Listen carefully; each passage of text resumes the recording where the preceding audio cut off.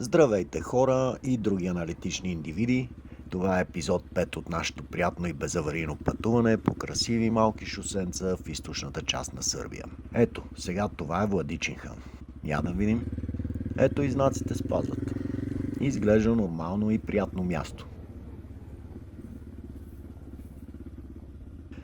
И сега то стоп го разбирам. Ама то стоп. И сега прехвърлете внимание на онази бялата кола отпред. Ето.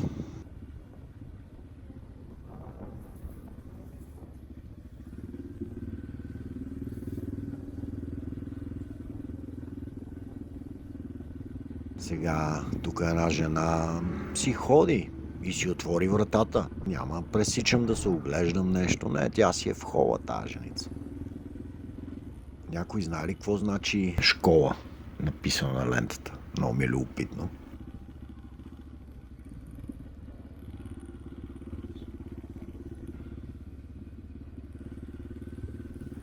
И тук си карахме бавно и протяжно, всеки си спира кой където му е удобно и изглежда доста задръстенко. Всички с малки моторчета и скутърчета са без каски, въобще забавляват се. Това малко шосенце всъщност е доста натварен път.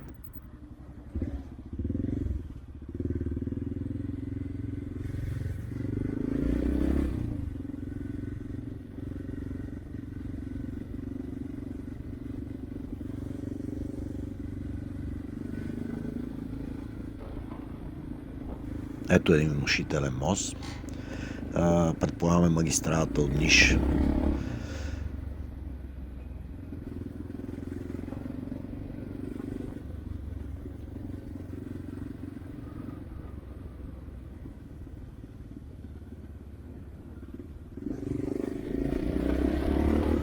И на изпроводя, къде там на стената е интересен графит метнах и 3 пъти се обърнах да го прочета.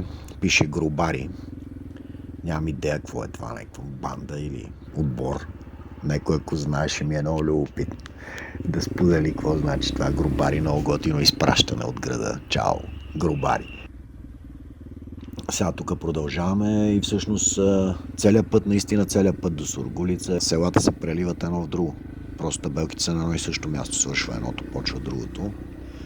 Нормални селца в жегата изглеждат приятни. Ето сега тези две коли като се изпреварват и едно котенце се оказва в средата на осовата линия. Спряхме, понеже отзад идваха още две коли и просто блокирахме, спряхме, за да може да пресече котето.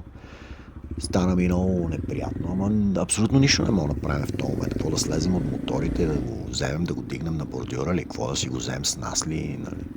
В смисъл нищо не мога да направиш.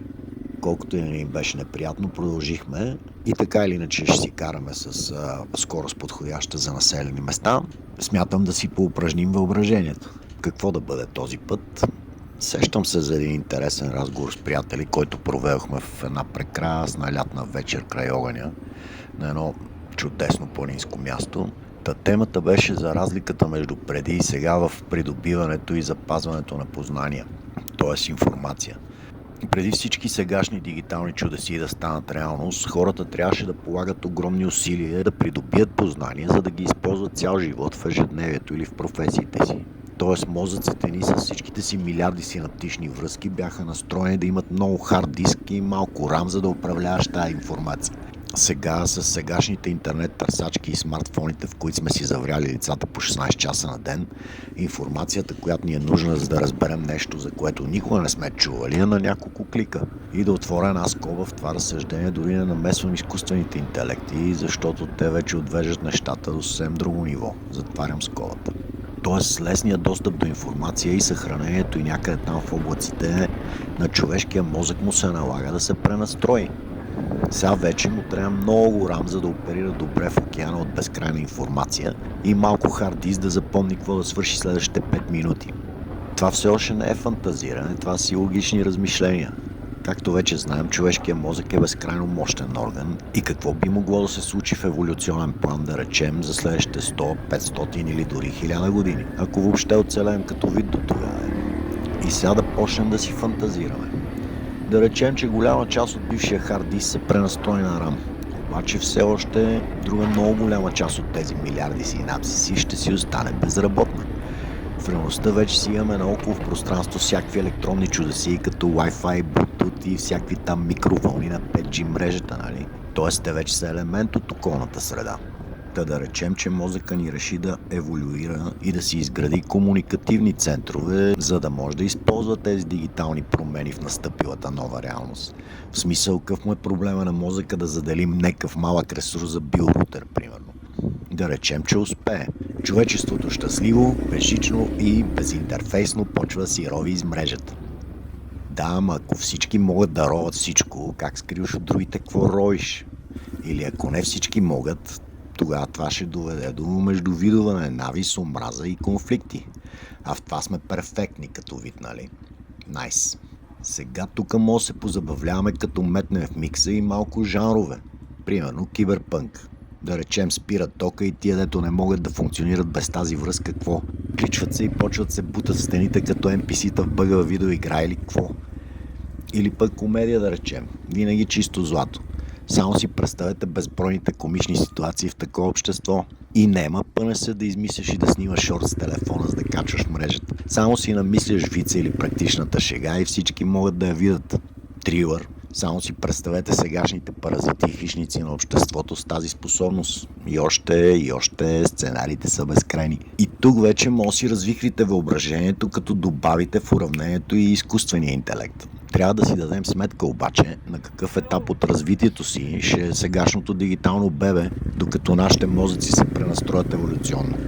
Значи на някакъв етап в бъдещето да можем да си комуникираме директно с изкуствения интелект. Един вид телепатия, но със съзнание, на което днешните ни представи за квантова физика и компютри ще са като пещерните драсканици за нас сега. Та така, да си измислите колко милиарда възможности за развитие на човешката раса дава тази фантазия, оставям на вас.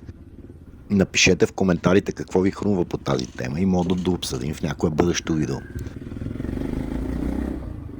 Не забравяйте да се абонирате, ако сте фенове на още упражнения по въображение или пък просто обичате пътуванията и мотоциклетите. Следващото и последно видео от това прекрасно пътуване в Сърбия е ето тук на финалния екран. В него може да видите едно много красиво шосе с завой, които могат да докарат до транс, но няма коментари, няма фантазиране или музика, защото беше първото видео, което качих в този канал. Просто шосето беше прекрасно и не можах да се стърпа да чакам до час 6. Благодаря на тези, които останаха до края. Дано съм успял да ви позабавлявам. Това беше чао от мен. До следващия път. Приятна вечер.